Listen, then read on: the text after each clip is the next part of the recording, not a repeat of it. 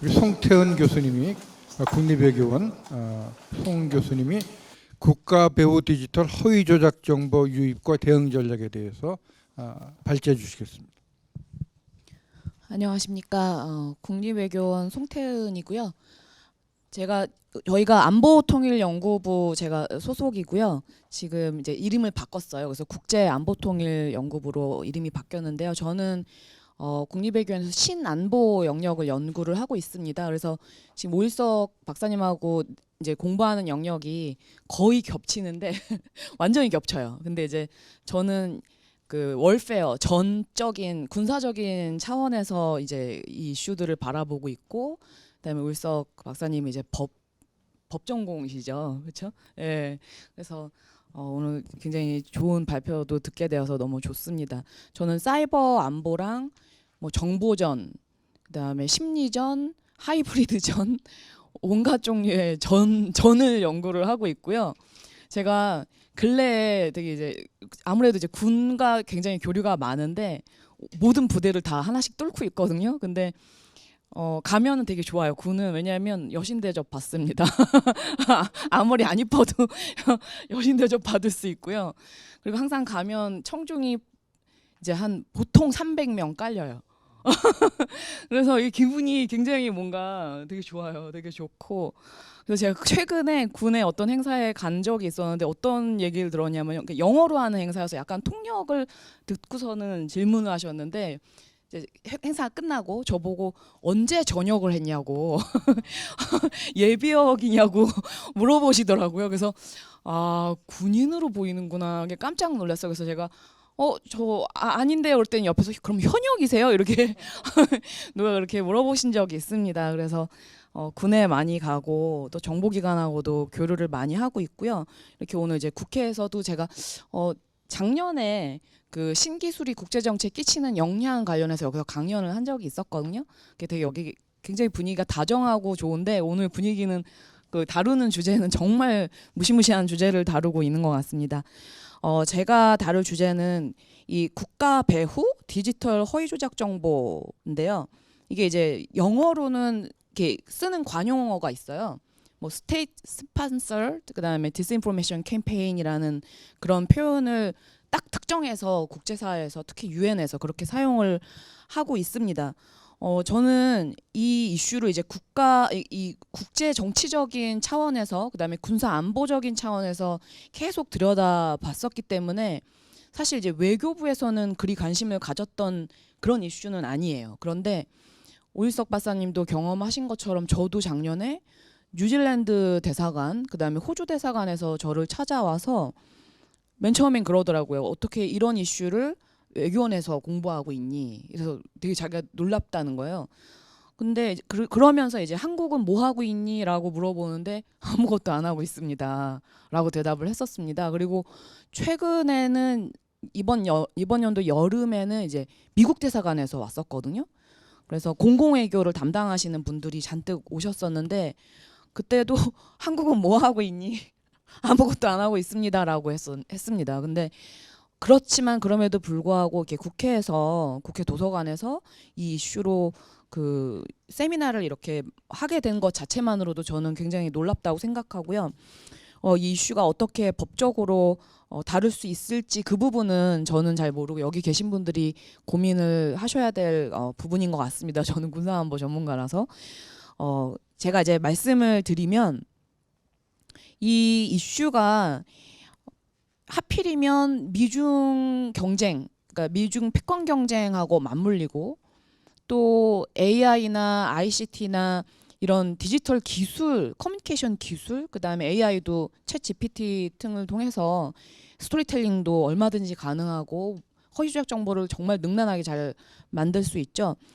예컨대 뭐 피싱 이메일을요, 사람이 보내는 이메일보다 AI가 작성한 이메일을 보내면 읽힐 수 있는 확률이 굉장히 급증한다고 합니다. 그만큼 사람보다도 AI가 더 그런 것들을 자연스럽게 잘 만들고, 저 같은 경우도 북한의 해킹 이메일이 많이 오거든요. 근데 정말 저는 솔직히 막 우스워요. 왜냐하면 너무 허점이 보이는 거예요.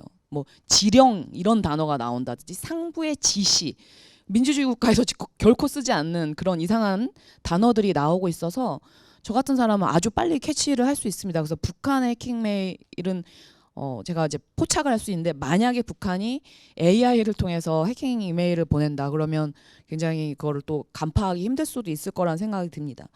여기에 더해서 코로나19 기간에 또 허위 조작 정보가 이제 확산되는 상황을 우리가 경험을 했지 않습니까? 그러면서 방역 정책에 굉장히 방해를 받는 그런 상황도 경험을 했고, 그런데 우리는 이걸 이제 국내적인 어떤 여론 분열 이런 차원에서 바라보고 있지만, 제가 아까 이제 저는 군사안보 전문가라고 했잖아요. 그러면 되게 이상하지 않으셨어요? 왜 군사안보 전문가가 허위 조작 정보 이런 거를 다루고 있나?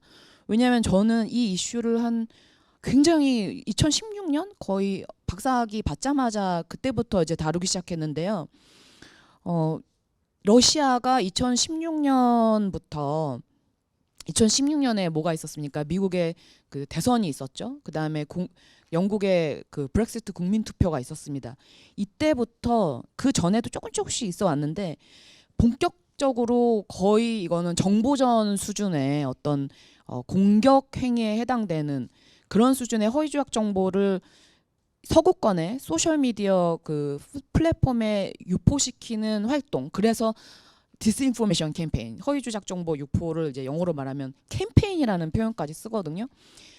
이게 너무 적극적으로 이루어지고 여기에 대한 증거들이 다 수집이 되고 보고서가 만들어지고 이랬던 일들이 2016년이었던 거예요. 근데 지금 우리는 지금 2023년이잖아요.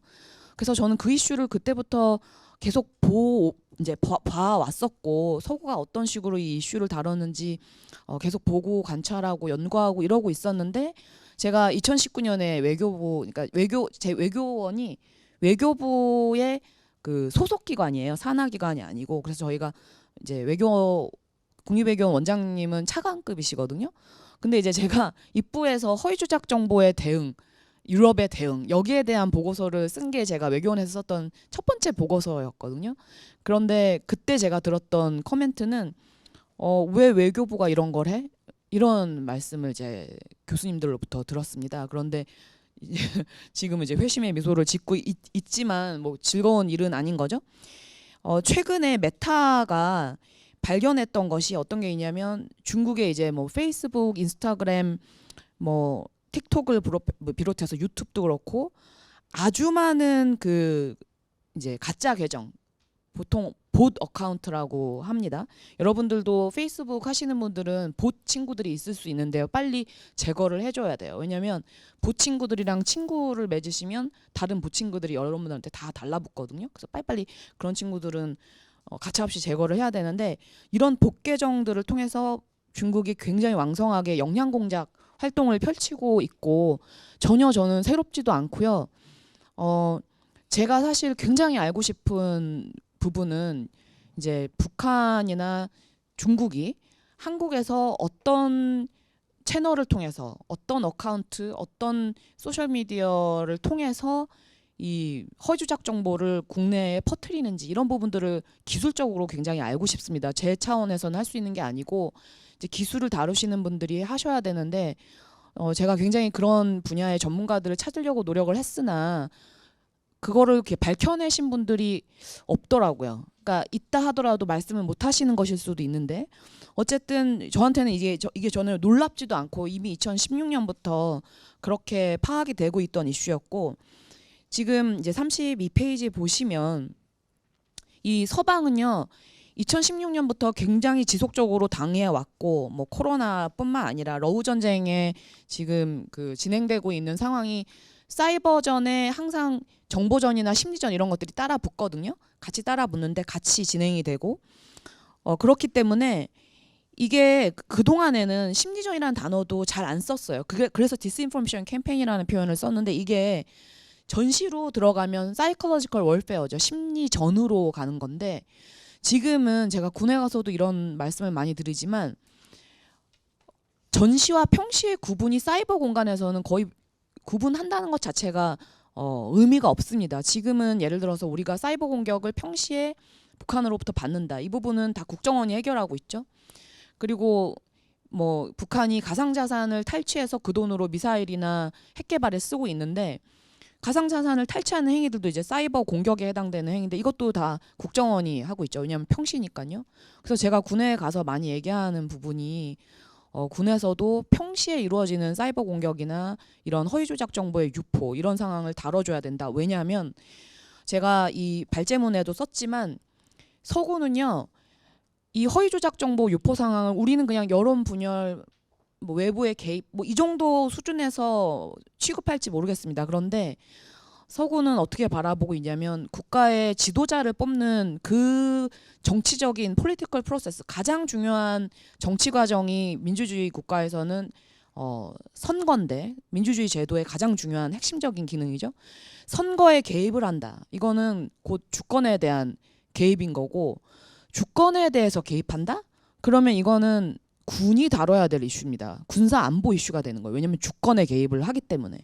그래서 제가 여기 이제 어딘가에 이제 써놨는데 어떤 게 있냐면 미국과 같은 경우에는 그 2019년이면 트럼프가 아직 있었던 시기인데 그때 이미 미국의 그 국가안보국 NSA랑 그다음에 사이버 커맨드 군의 그 사이버 사령부가 있습니다. 사이버 사령부와 FBI, CIA 그다음에 국토부 그다음에 심지어는 공군까지도 같이 하나의 그룹을 만들었어요. 어떤 그룹을 만들었냐면 Election Security 그룹이라고 ESG라고 합니다.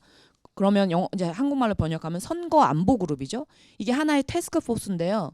이거를 2019년부터 공화당과 민주당이 합의를 해서 이 그룹을 운영하고 있습니다. 이게 뭐냐면 선거에 어떤 그 전자전, 사이버전, 허조작 정보 유포 같은 이런 그 공격을 받는 거를 야당과 여당이 같이 힘을 합쳐서 전 부처적으로 이걸 막아내는 이런 태스크포스를 언제나 이제 큰 선거가 있을 때마다 이걸 운영합니다. 다시 말씀드리면 국가 안보로서 선거를 다룬다는 거예요. 그래서 저는 그 이유 때문에 제가 오늘 이 자리까지 오게 된 것이라는 생각이 들거든요. 국가 배후에 이러한 그 사이버 보통 허위 조작 정보는 당연히 이 사이버 공간을 통해서 전파가 되기 때문에 저는 제가 아까 말씀드린 것처럼 저는 사이버 안보를 연구하는 학자인데 저 같은 경우는 이거를 단순히 어떤 여론 조작 이런 식으로 바라보지 않고 사이버 공격의 차원에서 바라봅니다. 이건 사이버 테러다. 사이버 공간을 통해서 정보를 무기화해서 그것을 통해서 공격하는 것이기 때문에 그렇게 저는 바라보고 있는 것이고 지금 우리는 정말 겨우 허위적 정보를 이런 식으로 다루고 있는 수준입니다. 그런데 서방은 어떤 수준이냐면요. 코그니티브 월페어, 뇌를 직접 공격하는 그런 전도 연구를 하고 있습니다. 특히 나토에서 그런 연구들이 진행을 되고 있는데 뭐냐면 이 허위조작 정보 제가 이제 그 진도가 안 나가고 있는 것 같지만 뒤에 있는 거 다 지금 말씀드리고 있으니까 불안해하시지 않으셔도 돼요. 시간 내에 다 끝날 겁니다. 인지전이 뭐냐면 허위조작 정보나 심리전하고는 많이 겹치긴 하는데 이를테면 이런 거예요. 그동안에 심리학자들이 커뮤니케이션 학자들이 인간은 이러이러한 환경에서 이러한 그 심리적인 설득을 당한다든지 속는다든지 이런 주장을 했다고 쳐요. 이거를 뇌과학자들이 인간의 이 머리에 센서를 붙이고 우리 신경에 센서를 붙이고 이걸 컴퓨터랑 연결을 시켜서 뇌파를 이제 측정을 하는 거죠. 우리가 어떤 생각을 했을 때 뇌의 어떤 부위들이 활성화가 되고 있는지 이런 것들을 연구를 하게 되면서 그동안의 심리학자들이 했던 거를 뇌과학자들이 다 증명을 해버립니다. 그래서 지금 여러분 카이스트에서 뇌과학자들 교수님들 굉장히 많으신데 그분들이 과거 전공이 심리학이신 경우가 굉장히 많아요. 심리학을 하셨을 때는 굉장히 증명하기가 힘들었겠죠. 이게 인간의 심리에 관한 일이라고 어떤 현상을 설명하기가 되게 힘드셨는데 뇌과학으로 전향을 하시면 너무 증명하기가 쉬운 거죠. 그래서 지금은 우리는 허위조작 정보를 다루고 있는 그 수준이지만 서방에서는 인간의 뇌를 공격하는 바로 뇌를 공격해서 어떤 단기 기억 여러분 이게 지금 현실화되고 있습니다. 단기 기억을 상실시킨다든지 여러분 만약에 대통령이나 아까 삼선을 이제 하셔야 되는 국회의원 분들이나 이런 분들의 뇌를 공격해서 단기 기억 상실, 장기 기억 상실 혹은 정신 착란 이런 것들을 일으킨다고 생각을 해봅시다. 우리는 지금 정보의 공격을 다루고 있지만 뇌를 그런 식으로 직접적으로 공격을 할 수 있다면 정말 심각한 거겠죠. 그래서 제가 이 지금 방전에 인공지능이나 뇌과학 이런 부분들을 말씀드린 거고요. 허위조작 정보가 무서운 게 이것이 정치적인 목적으로 조직적으로 그다음에 AI와 같은 고도의 기술을 통해서 실시간으로 즉각적으로 피해를 대규모로 발생을 시킨다라는 거죠. 선거 한 이틀 전에 여러분 한번 앞으로 다가온 선거에 분명히 관찰하시게 될 겁니다. 우리한테 아까 제가 말씀드린 그런 태스크포스가 미국에서 마련된 그런 태스크포스가 마련되지 않는다면 반드시 일어날 일이 너무 예측이 너무 뻔해요. 선거 한 이틀 전부터 잠자고 있던 봇 계정들이 미치도록 활성화될 거예요. 소셜미디어에서 2000%, 3000% 갑자기 활성화되면서 얘네들이 엄청나게 많은 가짜 정보들을 확산시킬 거라는 그런 것들을 쉽게 예측을 할 수 있고요. 그래서 많은 국가들이 여기에 대한 법들을 다루고 있는데 쭉 읽어보시고 대응 전략으로 제가 바로 진입을 해서 말씀을 드리겠습니다. 우리에게 어떤 대응이 필요한가? 서구는 이미 너무 많은 법들이 있고요. 대규모 플랫폼, 그러니까 페이스북이나 이런 그 대규모 플랫폼, 즉 아주 많은 대규모의 어디언스에게 메시지를 전달할 수 있는 능력을 가진 그런 권력을 가진 플랫폼들에게 이제 여러 가지 규제들을 하고 있죠. 근데 우리는 이제 그런 법들이 없고 그래서 제가 이제 대응 전략을 몇 가지 꺼내봤는데요. 먼저 제가 아까 말씀드린 그 궁금증이 해소가 되지 않고 있습니다. 과연 우리의 소셜미디어 공간에서 누가 작성한 그 누구로부터의 허위조작 정보들이 가짜뉴스가 국내의 여론 지형을 장악하고 있는가 이걸 일단 파악을 해야 되지 않습니까? 증거가 있어야 그놈들을 추적해서 잡으러 가겠죠. 제가 오늘 아침에 악몽을 꿨거든요. 악몽을 잘 안 꾸는데 저 항상 되게 유쾌한 사람이 잘 웃고 기분이 웬만하면 좋은데 악몽을 꿨는데 이것 때문에 그런 것 같아요. 느낌이. 누가 막 저를 잡으러 왔는데 너의 이름은 무엇이냐. 그러니까 제가 궁금한 게 바로 이 허위적 정보를 작성한 너의 이름이 무엇이냐. 너가 누구냐. 이게 알고 싶은 거거든요. 그래서 근데 이런 것들은 민간과의 협력이 없이는 여러분 제가 국립외교원에 있으면서 사이버나 이런 허위적 정보와 같은 세미나들을 이제 구성하게 되면 반드시 민간에 계신 보안 전문가들 이런 분들을 꼭 섭외를 합니다. 왜냐하면 저희가 갖지 않고 있는 진짜 그 밑바닥 그 정보들을 진짜 정보들을 다 갖고 계세요. 그분들이 그 정보와 사투를 벌이고 있거든요. 그래서 제가 그분들에게 이렇게 들어보면 이분들이 진짜 정보를 갖고 있고 기술을 갖고 있고 그 누가 가짜 정보를 퍼뜨리는지 추적할 수 있는 그런 기술과 그 전문성들을 갖고 있다라는 거죠. 그래서 정보기관, 외교부, 경찰, 군 이 모든 기관들이 합심해서 어떤 플랫폼을 만들어야 한다. 이것들이 EU에서는 이미 다 5년, 6년 이미 2014년에 러시아가 크림반도를 합병했던 그 직후부터 유럽에서는 이런 식의 장치들이 다 마련됐습니다. 이번에 작년에 전쟁이 터졌을 때 사이버 심리전은 반드시 서방이 이긴다라고 제가 군에 가서 감히 전쟁 터진 지 딱 2개월도 안 된 시점에서 제가 그렇게 얘기를 했거든요. 다 놀래더라고. 얘 뭔데 군도 안 나온 애가 이렇게 세게 말을 하나.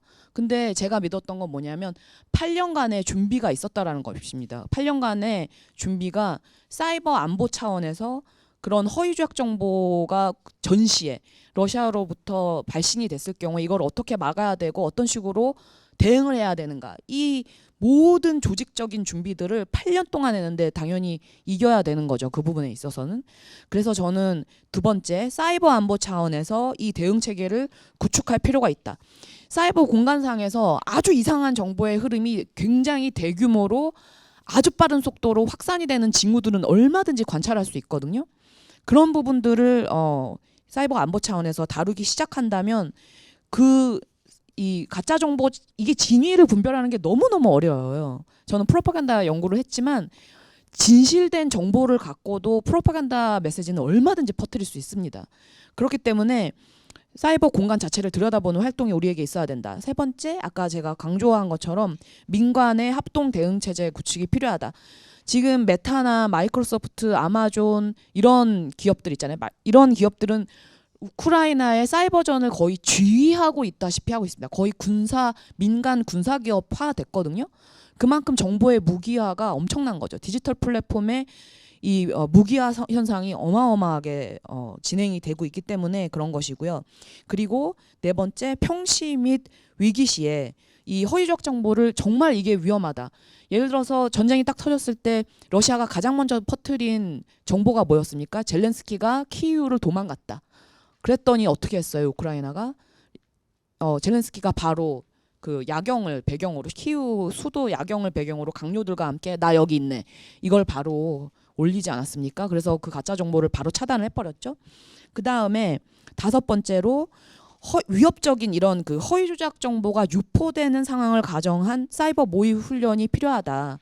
이거는요 모든 그 서방이나 유럽에서 나토나 이런 그 서방에서는 사이버 군사 훈련을 하게 되면 반드시 허위 조작 정보가 유포되는 상황이 가정된 그런 시나리오를 가정한 그런 훈련을 하게 됩니다. 우리도 이제 그런 훈련을 해야 될 필요가 있다라는 생각이 들고, 마지막으로 동맹이나 우호 국가의 전략 커뮤니케이션 체제를 구축해야 된다. 외국인 그 대리인 등록법 이런 것들도 중요하지만 이 정보라는 거는 초국적으로 이동을 하기 때문에 반드시 다른 국가들과의 전략 커뮤니케이션 체제, 바로 정보를 실시간으로 공유하고 분석하고 분석된 정보를 다시 공유하는 이런 시스템이 마련되어야 한다. 여기까지가 이제 저의 주장입니다. 그래서 제 발표를 여기까지 마치도록 하겠습니다. 감사합니다.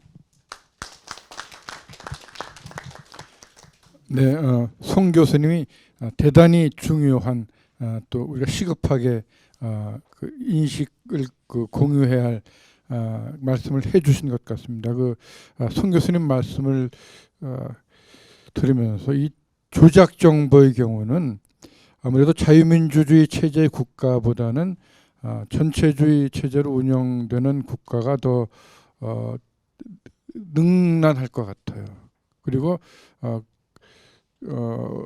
원래 그 공산주의의 경우는 그 홍보조차도 펜으로 하는 전쟁으로 그렇게 훈련을 받는다고 하지 않습니까? 그래서 대단히 그 또 다른 차원의 전쟁하듯이 그 뭐 신문도 만들고 방송도 합니다만은 이 디지털과 결합된 이 허위 조작 정보가 그 어떤 그 강도에서 과연 자유민주주의 체제 국가들이 제대로 대응할 수 있을까 하는 걱정을 좀 하는데, 우리 송 교수님께서 그 마지막에 제언하신 것처럼 그런 그 자유주의 체제의 국가들끼리 좀 협업하고 그 연결을 통해서 대응을 강화할 수 있겠다는 그 말씀에 좀 안심을 하게 됩니다. 이제 두 분의 발제를 들었고요. 이제 각계의 그를 대표하는 네 분의 그 패널들로부터 토론을 들을 텐데요. 여기 적힌 순서대로 한국수소연료전지산업협회의 김용치 부회장님, 그리고 한국무역협회의 박현 부회장님, 그리고 조선일보의 송의달 편집국 부국장님, 그리고 신동규 통화대 교수님 순으로 토론 말씀을 듣겠습니다. 뭐 10분 넘지 않으시면 좋겠습니다. 네. 감사합니다. 예, 안녕하십니까. 저 한국수소연료전지산업협회 김용치입니다. 사실 처음에 여기 참석을 해달라고 회장님께서 말씀하셨을 때 굉장히 좀 부담스러웠어요. 주제가 굉장히 무겁고 사실 안보 쪽에는 그동안 해본 적이 없어서, 그래서 처음에 고민을 많이 했다가 와서 이렇게 해보니까 요새 경제 안보가 굉장히 중요해지고 있거든요. 또 그리고 우크라이나 사태 터지면서 뭐 잘 아시겠지만 2140년 정도 되면 석유가 고갈된다고 그러거든요. 그럼 우리는 어떤 에너지 가지고 쓸 건지, 그런 측면에서 수소도 좀 기여를 할 수 있을 것 같다. 또 이게 수소 관련해서 뭐 잘 아시겠지만 가짜 뉴스가 있거든요. 이게 물론 뭐 안전 측면에서도 있긴 하지만 저희가 지금 반도체, 디스플레이 이런 거 가지고 세계를 선도하고 있거든요. 그런 측면에서 또 해외에서 우리가 수소 가지고 먹고 살지 못하게 허위 조작 정보를 하는 거 아닌가 이런 느낌들 들거든요. 그런 측면에서 안보는 잘 모르지만 우리가 과연 어떻게 먹고 살 건지, 수소를 가지고 어떻게 먹고 살 건지, 이런 주제를 통해서 어떤 이슈가 있는지, 대응은 어떻게 할 것인지 이렇게 말씀을 드리겠습니다. 일단 첫 번째는 왜 수소가 중요한지 말씀을 드리겠습니다. 뭐 수소 경제 요새 계속 뭐 언론에도 나오고 이렇게 이야기하고 있지만, 수소 경제라는 거는 이 기존에는 화석 연료 중심으로 에너지 시스템을 구축했다면 향후에는 수소를 중심으로 해서 산업 경제 구조를 바꿔나가겠다라는 게 수소 경제거든요. 근데 이 수소 경제가 왜 중요한지는 세 가지 차원에서 얘기를 하고 있습니다. 하나는 좀 전에 말씀드렸듯이 에너지 자립, 또 하나는 산업, 또 하나는 안보거든요. 이게 지금 에너지 같은 경우에는 지금 기후 변화나 우크라이나 사태로 인해서 친환경, 지속 가능성, 자급자족 이렇게 세 가지 차원의 얘기를 하고 있습니다. 지금 뭐 기후 변화가 일어나다 보니까 요새 저희 나라 날씨도 사실은 이게 여름인데 비도 많이 안 오고, 가끔마다 뭐 비가 왔다가 바뀌었다가 기후가 급격하게 변하거든요. 이거 어떻게 대응할 거냐, 결국은 친환경 에너지를 써야 된다, 이런 차원에서 수소가 필요한 거라고 이렇게 생각을 하고요. 그다음에 석유, 가스, 다음에 뭘 쓸 거냐, 이런 또 고민을 해야 되고, 저희는 98% 에너지를 외국에서 수입합니다. 그 우리나라에서 그럼 에너지를 만들 수 있는 게 뭐가 있느냐? 뭐 뉴스에서 많이 보셨겠지만 태양광이나 풍력이나 이런 걸 이용해서, 또는 원전을 이용해서 수소를 만들어서 우리가 산유국이 돼보자, 이런 얘기를 하고 있거든요. 또 하나는 산업인데요. 지금 뭐 저희가 지금 반도체 디스플레이 이런 거 가지고 먹고 살고 있는데, 향후에는 뭐 가지고 먹고 살 거냐. 이렇게 수소 같은 경우가 지금 한 부속품이 1만여 개 정도 된다고 합니다. 그럼 전후박 산업이 굉장히 많거든요. 이런 산업들을 키워서 뭐 반도체 디스플레이 다음에 또 우리가 먹고 살아보자, 이런 차원에서 접근을 하고 있고요. 또 하나는 그동안에는 국경 군사 중심의 안보였었는데, 향후에는 뭐 경제 안보 등을 중심으로 해서 인간 중심의 포괄적 안보로 바뀌어간다, 이런 차원에서 이 세 가지가 수소 경제가 굉장히 중요하다, 이렇게 생각을 하고 있습니다. 그다음에 이 수소 경제와 관련해서 중요한 이슈는 두 가지인데요. 하나는 가짜 뉴스고요. 또 하나는 새로운 안보의 이슈에 대해서 어떻게 대응할 것인가, 이런 두 가지 차원에서 말씀을 드리겠습니다. 하나 가짜 뉴스인데요. 이 가짜 뉴스와 관련해서는 세 가지 지금 문제를 제기하고 있습니다. 하나는 경제성, 굉장히 비싸다. 기존의 석탄이나 가스에 비해서 굉장히 비싸다. 이거 비싼 거 가지고 지금 우리가 전기요금 뭐 인상 얘기가 많이 나오고 있는데, 이거 지금 이 수소가 비싼데 이거 또 하면 전기요금 올려가지고, 뭐 여러분도 잘 아시겠지만 우리나라가 이 산업 경쟁력이 전기요금이 싼 게 기반이 많이 되고 있다거든요. 그 일본 기업들이 지금 영호남에 이렇게 투자를 많이 하는 이유가 전기요금이 싸서 투자를 많이 한다고 이렇게 얘기를 하고 있습니다. 그리고 제가 옛날 투자정책과장 할 때 데이터 센터, 외국 그 구글이나 이런 데서 데이터 센터가 한국에 투자한다고 그랬었거든요.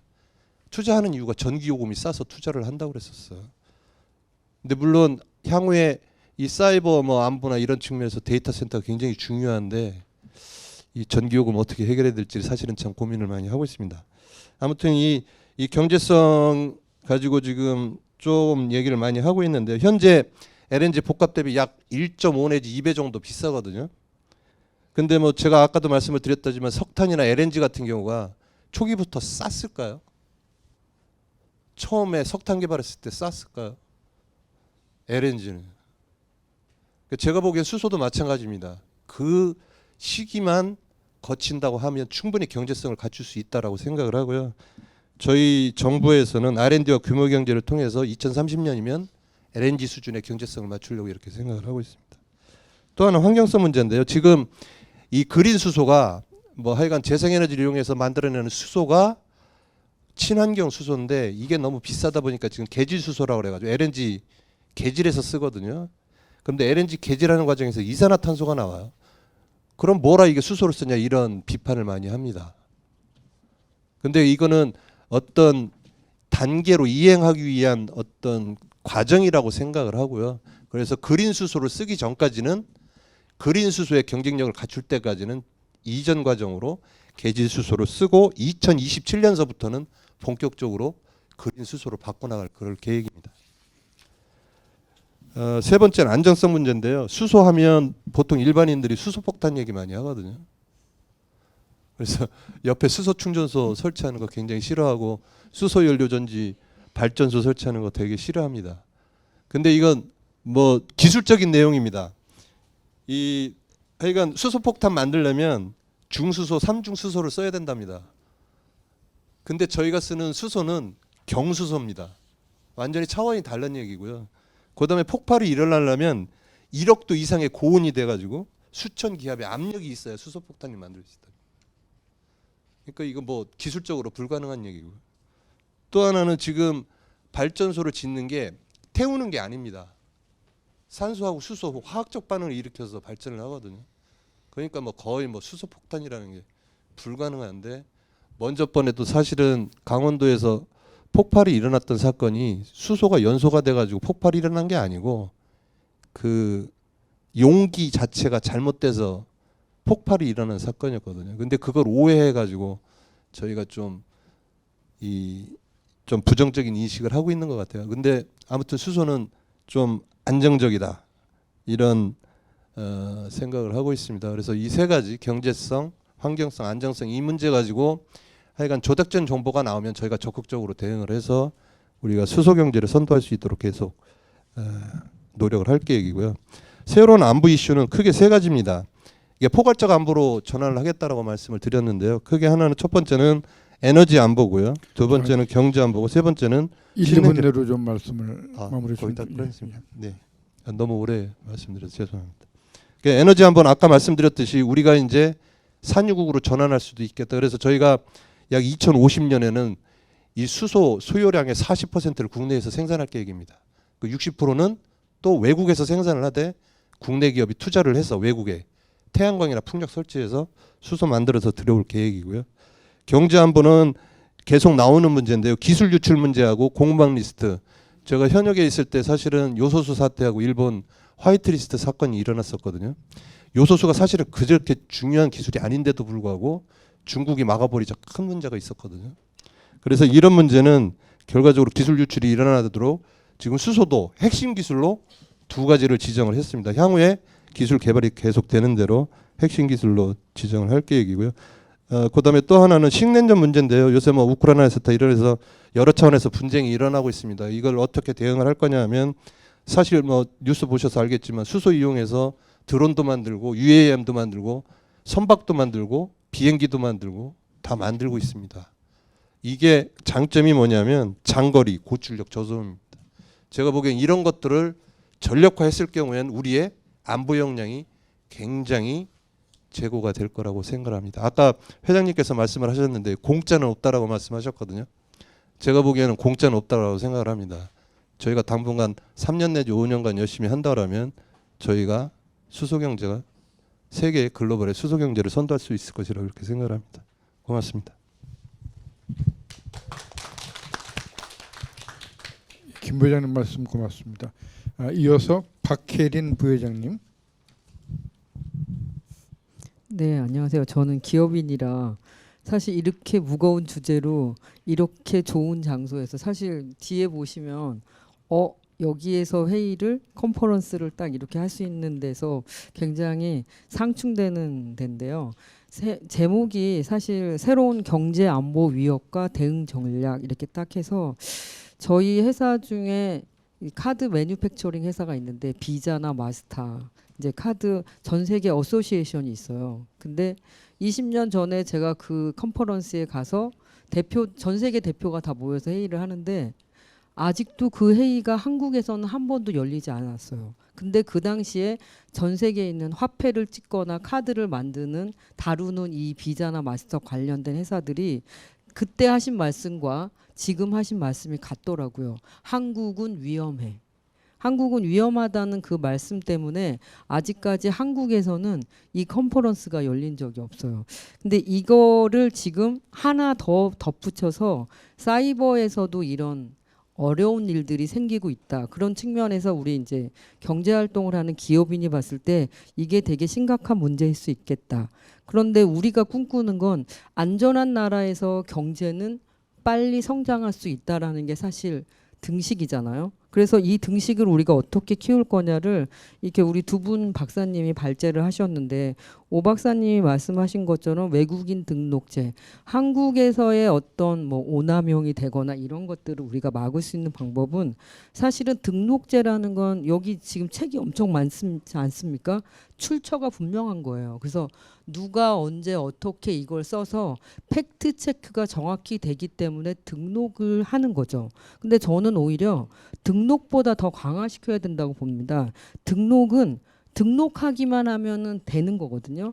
허가제도 있어요. 그거보다 더 강한. 근데 등록에서 페널티를 먹었을 때 허가를 내준다? 뭐 저는 잘 모르겠지만 강화시킬 수 있다. 왜냐하면 지금 우리 회사에서도 외국인 근로자가 굉장히 많아졌고 누가 어떤 공격을 할지 we don't know. 우리는 아무도 모르기 때문에 강화시킬 수 있는 방법이 있다면 그런 여러 가지 방법을 조금 더 강화시킬 수 있었으면 좋겠다. 이렇게 생각을 하는 거는, 기업은 사실 지금 초격차 시대에 들어섰고 신기술을 우리가 외국에 가거나 국내에 우리가 뭔가를 팔려고 하면은 지금은 시간차 공격이에요. 근데 사이버 대응까지 해야 된다는 그게 우리한테 필수 조건이라면 기업은 그걸 견딜 힘이 없는 거예요. 그 시간 동안 버려져야 하는, 그건 다 돈으로 계산되기 때문에 이것들을 우리가 어떻게 막을 수 있을까. 그래서 여기 송 교수님이 팩트 체크라는 플랫폼, 근데 사실 팩트 체크라는 플랫폼은 아마 기업하고 공사가 모여서 만들 수 있겠지만 운영자에 대한 거를 정확하게 말씀을 해주셔야 될 것 같아요. 기업에서는 사실은 해킹해서 우리가 돈 물어준 적이 굉장히 많아요. 왜냐하면 기업에 있는 우리 기술 자료를 해킹하는 회사는 그걸 만든 사람이랑 똑같은 사람이 만들기 때문에 언제나 그 위협에 도사리고 있고, 그럼 우리는 다 돈으로 해결해요. 근데 만약에 이런 사이버적인 위협적인 뭔가 뭐 북한인지 어딘지 우리는 모르겠어요. 뭐 중국인지 어딘지. 우리 회사도 해킹을 당한 적이 있거든요. 그런데 그거를 어디다 신고해야 되는지 몰라요. 그리고 신고하는 순간 우리가 변호사한테 해결해야 될 돈은 기업은 10배 이상 늘어나요. 그래서 신고 안 하고 그걸 컨설팅하는 회사까지 지금 생겨서 있어서, 컨설팅 회사에 그걸 신고해서 해결하면 그러면 그 다음에 그런 사건이 생겼을 때 그 사람이 개런티예요. 그래서 그런 정도까지 민간은 와 있기 때문에 팩트 체크를 할 수 있는, 이거는 이코르 우리가 신고할 수 있는 창구가 일원화돼서 있으면, 이렇게 비슷한 문구가 나온 게 있다면 빨리 신고해야죠. 교수님 이거 아닌데요. 딱 이렇게 말씀할 수 있는, 체크할 수 있는 데가 있으면 좋겠고요. 그리고 이제 국민의 한 사람으로서 이 안전한 나라를 할 때 만약에 뭐 택시를 우리가 부른다. 그러면 우리가 옛날보다 믿고 오히려 부르는 거는 거기에 차 번호도 나와 있고 기사님 얼굴도 나와 있고. 그래서 저는 혹시 그 택시를 타면 얼굴을 이렇게 확인해요. 근데 틀리다 그러면 그때부터 위협적인 순간이 오죠. 근데 이것도 해결할 수 있는 너무 쉬운 방법이 있습니다. 그러면 우리가 그 기사님도 할 때마다 한 번 이것만 하면 돼요. 한 번 더 자기 손 지문 인식. 우리 타는 사람도 우리가 무서울 수도 있잖아요. 칼 들고 갈 수도 있으니 우리도 이런 할 수만 있다면 사이버 보안을 어떻게 더 강화시킬 수 있는지에 대해서를 정말 더 우리 석 회장님이 앞으로 사이버 보안에 대해서 조금 더 시리어스하게 공부를 하셔서 우리가 좀 안전한 나라에서 안전한 경제인이 될 수 있도록 도와주시면 좋겠습니다. 감사합니다.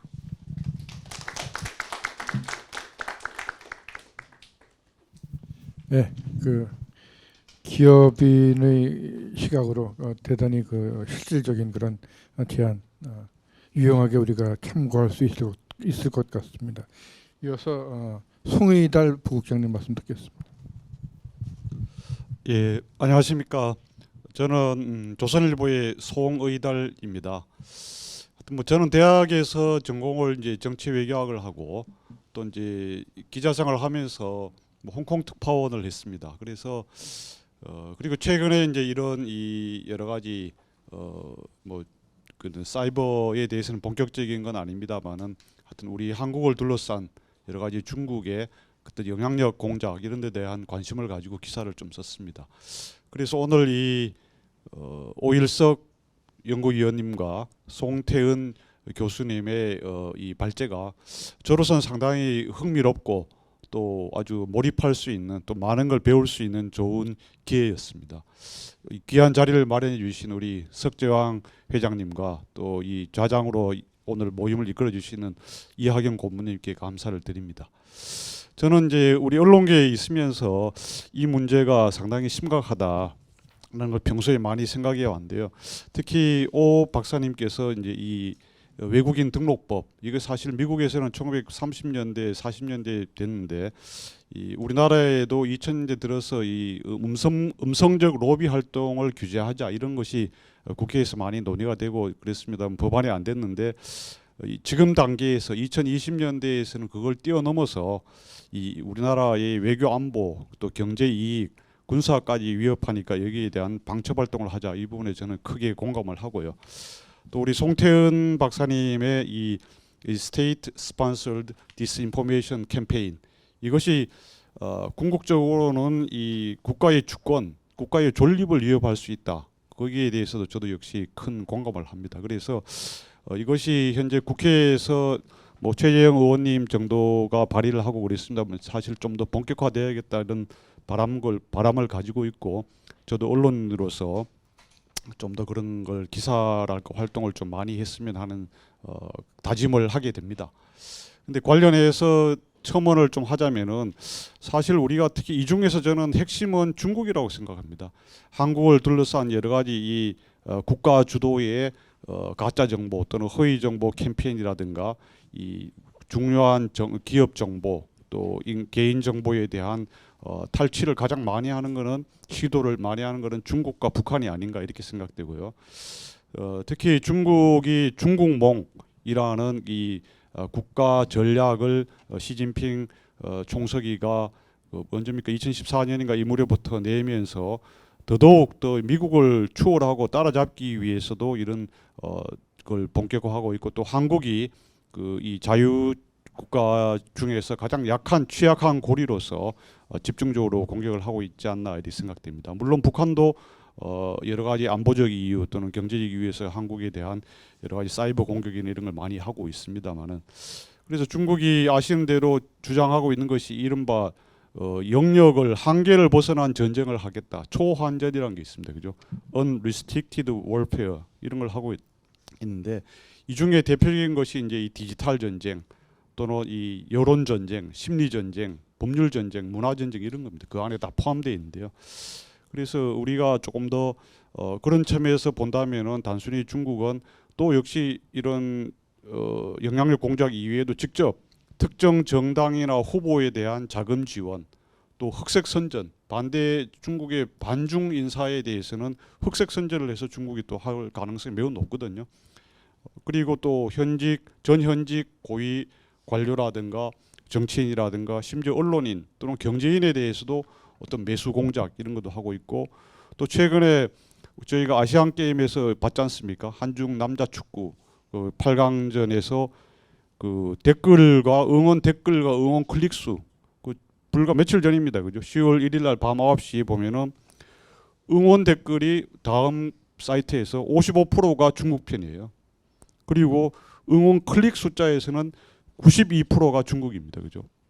이거는 진짜 물론 이제 야당이 주장하는 것처럼 이게 장난일 수 있다, 뭐 이렇게 볼 수도 있지만은, 또 여당이 주장하는 것처럼 이거는 엄청난 또 국가 주도에 의한 그런 여론 조작이나 정치 조작이 가능할 수도 있다는 하나의 신호가 될 수 있을 것 같아요. 그죠? 뭐 이 네덜란드와 일본에서 이 뭐 VPN으로 됐다고 우회 접속했다고 하지만은 사실은 무서운 일이 벌어지고 있지 않습니까? 그죠? 내년 총선이나 또 몇 년 후 대선에서 사실 이런 일이 더 벌어지지 않는다는 걸 누가 보장할 수 있습니까? 그죠? 그런 점에서 뭐 언론뿐만 아니라 사실은 정부 기관과 또 우리 송태현 교수님 뭐 말씀하신 것처럼 또 민간이 긴밀하게 협조하고, 그뿐만 아니라 이런 뭐 파이브 아이즈 뭐 캐나다, 미국, 뉴질랜드, 뭐 또 일본 이런 데하고도 또 긴밀하게 협조를 해가지고 이런 국제적인 차원에서, 이건 사실은 여당과 야당 정치적인 그 이념이나 편을 떠나가지고 사실은 아까 이 일렉션 시큐리티 그룹 ESG를 미국에서는 2016년에 했지 않습니까? 19년입니까? 그래서 그런 차원에서 이런 이 여러 가지 어떤 가짜 정보 아니면 이 허위 정보를 대한 유포라든가 또 국내 여론 조작 또 정치적인 이 질서를 바꾸려고 하는 거 이런 데 대해서 좀 더 적극적으로 대응해야 하지 않나 싶습니다. 오늘 전체적으로 이 아주 유익한 토론과 또 이 발제를 해주신 데 대해서 진심으로 감사를 드리고 또 다시 한번 네, 이상입니다. 감사합니다.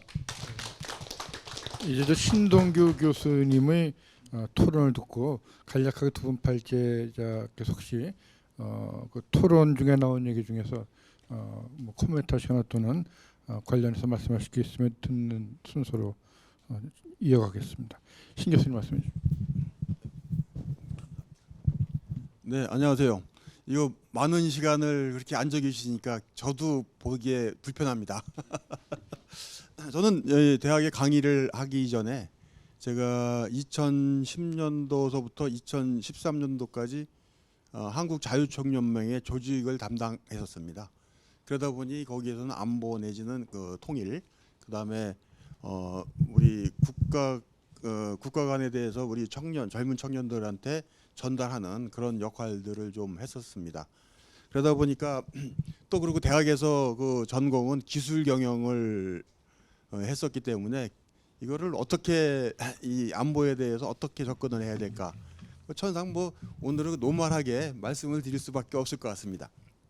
현재 우리가 살고 있는 이 사회를 산업사회라고 하는데 그 중에서 4차 산업혁명 시대라고 합니다. 이 4차 산업혁명 시대는 아무래도 IT와 그다음에 그 여러분이 아시다시피 요새는 인공지능을 통한 AI가 있습니다. 지금도 이 문제가 되고 있는 분들이 말씀들 하시는 게 챗 GPT. 이 챗 GPT의 부분에 대해서 그거는 어떻게 학습을 시켰냐에 따라 갖고 나오는 게 아웃풋이 좀 더 틀리지 않습니까? 이게 지금 그래서 그거에 대한 그 제재도 유럽이나 미국에서는 지금 그거에 대한 제재도 많이 지금 연구들을 하고 있죠. 이처럼 좀 구체적으로 말하자면은 이러한 그 기술들이 긍정적인 영역에서는 굉장히 큰 그 우리 산업사회에 또 우리 인간들에게 좋은 기술들이지만 또 그 반면에 상당히 부정적인 부분들이 있습니다.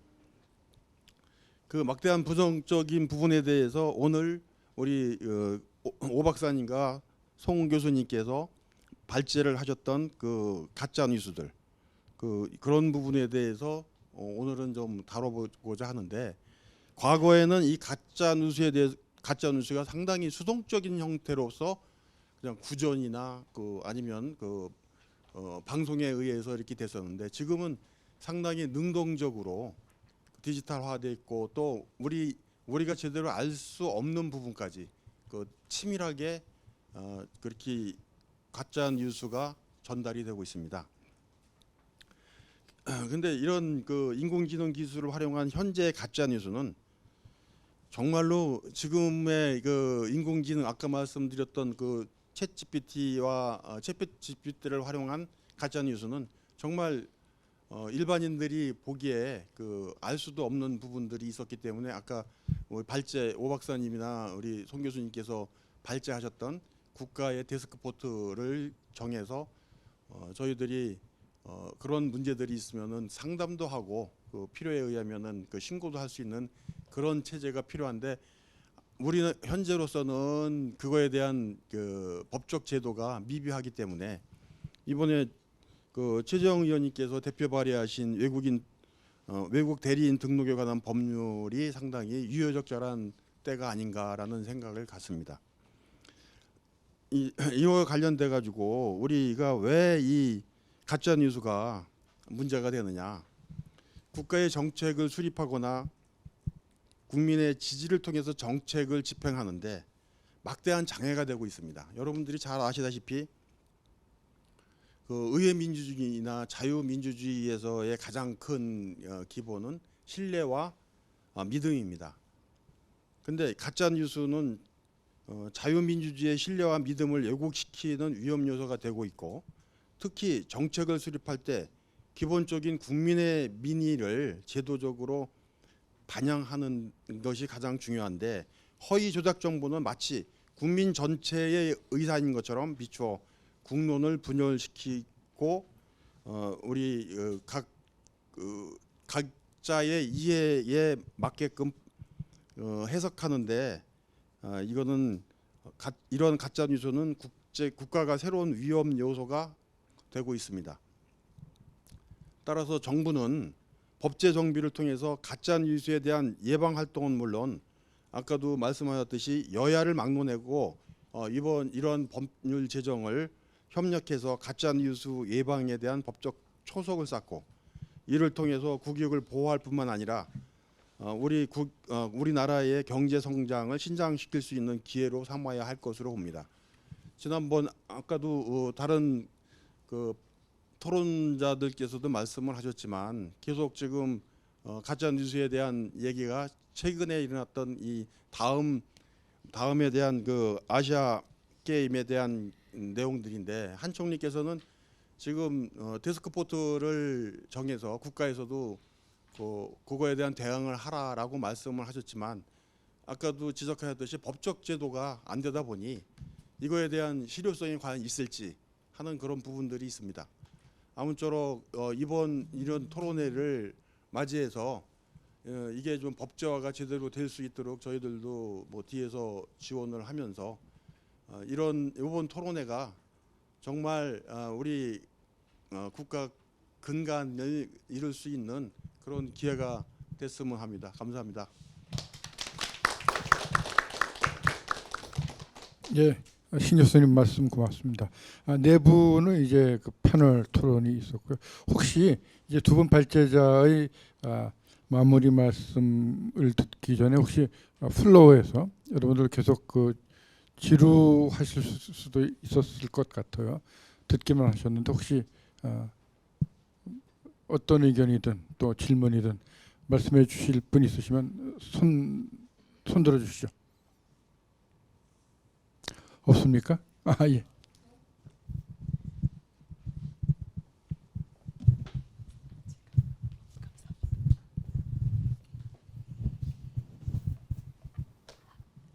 네, 저는 사이버안보연구소 이화영이라고 합니다. 안 그래도 저희 연구소에서도 허위 조작 정보 관련돼 가지고 이제 기술적인 베이스를 가지고 이제 접근하고 관련된 이제 부분들을 조금 분석을 하고 있는데요. 제가 궁금한 부분들이 우리 송태현 교수님 발제하신 내용 중에 유럽에서 정보 공유 분석 센터가 이렇게 있고 민간하고 같이 관련돼 가지고 각 기관이 이제 대응을 하고 있다라는 거를 보고 굉장히 반가웠는데 이제 혹시 어떤 식으로 이렇게 운영이 되고 이제 관련된 내용을 잠깐 첨언으로 들을 수 있을까 해가지고 질문을 하게 됐습니다. 혹시 한 분 정도 더 있으시면 네. 저 박혜림 회장님한테 여쭤보겠는데요. 그 허위 정보하고 그 진짜지 않습니까? 가짜와 진짜 구분하는 거. 그때 제가 물어봤는데, 그러니까 팩트나 어떤 문장을 갖다가 대상으로 정보가 허위냐 진위를 구별하는 게 아니라 아바타지 않습니까? 우리가 이제 어떤 그 문장을 주면 아바타 그대로 이제 어떤 그 성명을 내고 하지 않습니까? 그거는 외국 보니까 이렇게 그 빨간 그 어떤 이 동그라미가 표시되더라고요.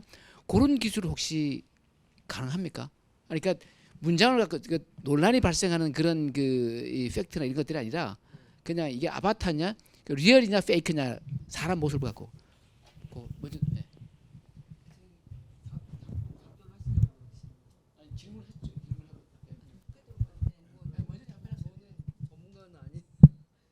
저는 기술적으로는 가능할 것 같아요. 기술적으로는. 근데 그게 정말로 팩트냐 아니냐는 또 다른 문제를 다시 발생시킬 수 있을 거라서 기술적으로는 사실 아무도 팩트에 대해서 정의를 내릴 수 있는 누구도 없다고 생각해요. 어떤 기관이 이게 팩트냐 아니냐를 할 수 없잖아요. 그래서 그렇게 하는 것조차 사실은 더 많은 리스크를 초래할 수 있으니 우리가 생각하는 팩트다, 뭐 사실이다 아니다는 국익 차원에서 뭐 1번 국익 차원에서 2번은 일상적인 정보 차원에서 이 정도로 분류를 하고 팩트다 아니다를 체크하는 게 맞는 거지.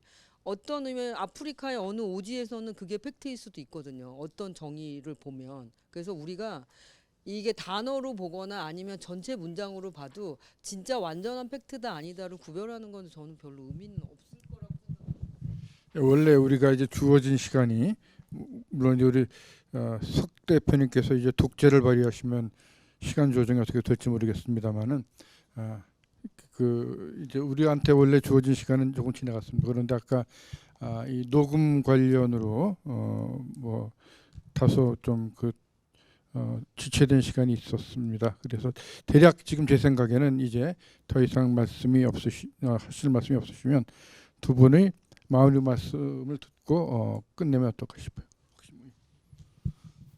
네, 김용세 부회장님, 박혜련 부회장님, 송우달 부국장님 그리고 신동규 교수님 좋은 말씀 감사드립니다.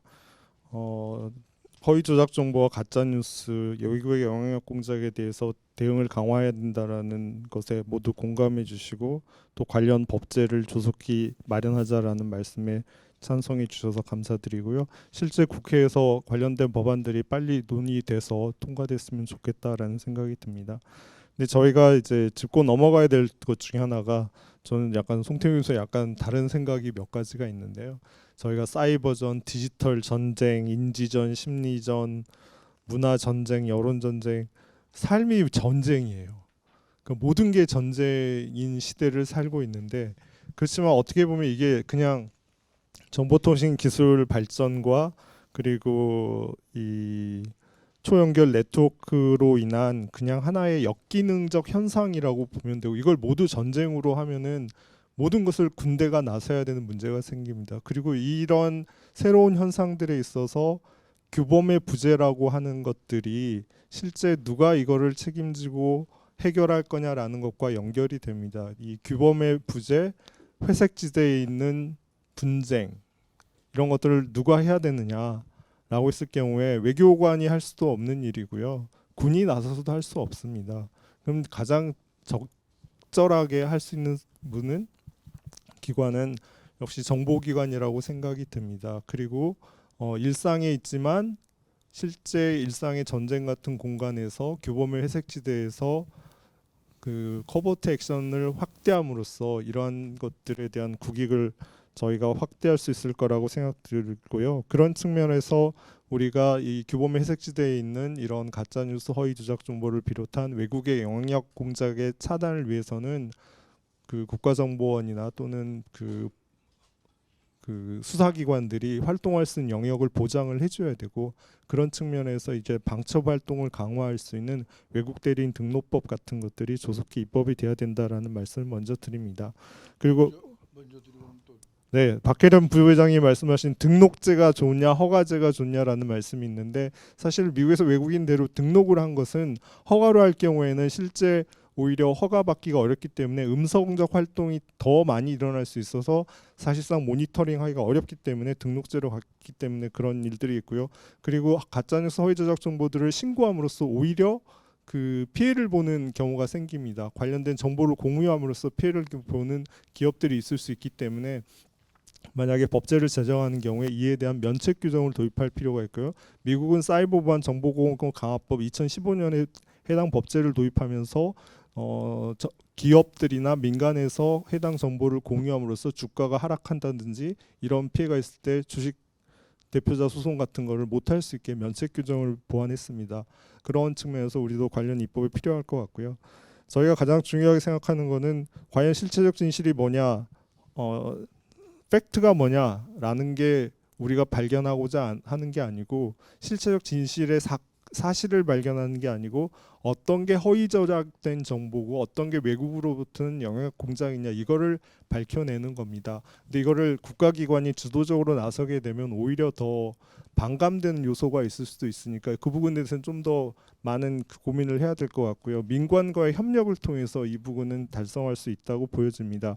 다만 민관과의 협력을 함에 있어서도 국민들의 신뢰성을 가지려고 하면은 일정한 시간에 계속해서 동일한 정보에 대한 것들을 보장할 수 있는 지속성과 그리고 관련된 정보를 정확하게 공개하는 투명성, 그리고 그 해당 내용들을 일관되게 적시해 줄 수 있는 일관성이 보장이 돼야 됩니다. 우리는 이런 경험들을 한번 그 코로나 당시에 우리가 굉장히 어려웠던 것들을 이런 걸 통해 가지고 극복을 한 경험들이 있기 때문에 가짜뉴스 허위 조작 정보의 공격이 아무리 들어온다 하더라도 우리 국민들은 이겨낼 거라고 생각합니다. 네, 이상으로 제 답변 마치겠습니다. 이 말씀 고맙습니다. 그럼 이어서 송 교수님 말씀 듣겠습니다. 네, 갑자기 반론을 또 이제 오실서 박사님께서 해주셔갖고 사실 딱 여기부터가 정말 재미있는 토론을 할 수 있는 자리이긴 한데요. 그런데 최근에 그 사이버 안보 관련해서 방첩사와 군이죠. 군의 방첩사령부와 국정원이 MOU를 맺었었던 적이 있어요. 그 이제 그런 활동을 저는 의미했던 거예요. 아까 이제 이게 다 전쟁이다 이렇게 말씀을 드리기보다는 군은요 제가 많이 방문을 해봤는데 가장 그 기분이 좋아요. 전쟁이 없기 때문에 항상 뵈면 가장 얼굴이 밝고 제가 좀 그런 표현을 많이 쓰는데 모든 기관의 공무원들은 거의 직립보행을 안 한다고 치면 군만 직립보행을 합니다. 다 우리는 이렇게 힘들어서 스트레스 받고 특히 외교부 같은 경우는 항상 관계에 대해서 걱정을 하기 때문에 군 같은 경우는 적만 식별하면 어떻게 보면 되잖아요. 적과 위협을 식별하고 적에 대해서 우세를 달성하는 딱 그 아주 확실한 목표가 있기 때문에 그런 부분이 편한데 그래서 이제 국정원 산하기관에 계시기 때문에 또 그런 이제 말씀을 하신 부분도 있을 거란 생각이 드는데 제가 말씀드린 거는 이제 평시에 너무 고생하고 있는 예를 들어서 소방관들 생각해 보면요. 거의 그 사람들은 매일 전쟁이잖아요. 그러니까 평시에 우리에게 오고 있는 위협이나 도전의 요소가 너무 많은데 여기에 대해서 좀 군도 도와달라 이런 측면에서 제가 말씀을 드렸고 사이버 작전은 당연히 국정원에서 잘 하고 있습니다. 그래서 그 부분은 염려하시지 않으셔도 되고 그리고 당연히 아까 이제 규범에 대해서도 국제법 연구하시는 분들 법하시는 분들이 가장 강조하는 게 규범에 대한 건데요. 정말 중요하고 특히 이제 외교부도 그 규범에 대해서 가장 신경을 많이 쓰고 있는 부서거든요. 근데 제가 이제 걱정하는 건 규범을 잘 만들어 놓고 규범에 대해서 그 규범의 중요성을 확산시키는 건 좋은데 이거를 만드는 놈 따로 있고 어기는 놈들 따로 있다라는 거죠. 이번 러시아 우크라이나 전쟁 일어나기 전에 러시아가 사이버 안보에 관련된 규범을 만드는데 굉장히 선두적인 국가였습니다. 그런데 전쟁이 일어나니까 물론 뭐 전시 상황이니까 그렇긴 하지만 최소한의 뭐 보건 시설이라든지 교육 시설이라든지 어린이라든지 이런 민간 시설에 대한 공격은 하지 말자라는 게 러시아도 다 중국도 모두 합의했던 거거든요. 그래서 만드는 사람들 따로 있고 그리고 어기는 사람들 따로 있다라는 그 부분에 있어서는 조금 더 저는 이제 경계심을 가져야 한다라는 측면에서 말씀을 드리고 싶습니다. 아까 그 이화영 연구원님께서 말씀드린 부분은 아마도 제가 자세히는 들여다보지 않았지만 네이밍 앤 쉐이밍 그러니까 누가 이런 가짜 정보를 퍼뜨렸는가 네이밍하고 망신시키고 그 다음에 그런 페이지에 대해서 셧다운하고 분명히 이 정도의 작업들이 들어가지 않을까라고 생각이 듭니다. 지금 전시 상황이라서 그렇게 급하게 조직을 만들어서 운영하고 있는 것 같습니다. 그래서 오늘 토론 너무 말씀들도 감사드리고요. 열심히 오인석 박사님이랑 저랑 열심히 또 연구해서 네, 더 좋은 글들이 또 나오고 보고서도 나올 수 있도록 해보겠습니다. 감사합니다. 네, 여러분. 여러분 혹시 그 People's Republic of Queensland라는 말씀 들어보셨어요? 중화인민공화국 중국의 영어 공식 그 국호가 People's Republic of China죠. 그런데 미국의 월스트리트 저널이 사설 제목이 딱 내다놨어요. People's Republic of Queensland. 퀸즐랜드는 호주의 브리즈번을 주도로 하는 주인데요. 중국의 그 대외 영향력 강화 전략은 서방 자유주의 동맹의 약한 고리부터 끊는 거죠. 그래서 동아시아에서는 대한민국이고 이 인도 태평양에서는 호주를 지목했던 건데 시드니를 주도로 하는 뉴사우스 웨일즈나 멜번을 주도로 한 빅토리아에 비해서 그 중국에 좀 더 붙어 있는 호주 동북쪽의 퀸즐랜드를 호주 약한 고리 호주 중에서도 또 약한 고리로 공략을 해서 퀸즐랜드에서는 이런 허위 정보 정도가 아니라 아예 대놓고 공자 학원 정도를 넘어서서 퀸즐랜드 대학의 학생들이 이건 봐도 너무 중국의 그 스파 기관들이 퀸즐랜드 대학에서 너무 일방적인 중국 영향력을 주입시킨다고 해서 대자보를 썼는데 그 대자보를 붙인 호주 현지 대학생, 그러니까 백인 대학생을 중국 유학생들이 대놓고 두들겨 팼어요. 이거 백주대낮에 있을 수가 없는 일이죠. 그래서 그러면은 그 두들겨 팬 중국 학생에 대해서 퀸즐랜드 주립대학 또는 퀸즐랜드 주 당국이 어떤 대응을 했느냐? 불문에 붙였어요. 그러니까 엄청난 그 쉐임이 된 거예요. 이제 그런 내용을 월스트리트저널이 사설로 이제 쓰면서 그 중화인민공화국에 빗대서 호주의 퀸즐랜드주는 피플스 리퍼블릭 오브 퀸즐랜드가 됐다고 했는데 오늘 이제 짧은 제한된 시간상 길게 말씀드릴 수는 없는데 오늘 우리가 바로 한국이 피플스 리퍼블릭 오브 코리아를 듣는 일은 없어야 되지 않는가 하는 생각을 하게 돼서 맺은 말로 드리고요. 오늘 함께해 주신 여러분 대단히 감사합니다.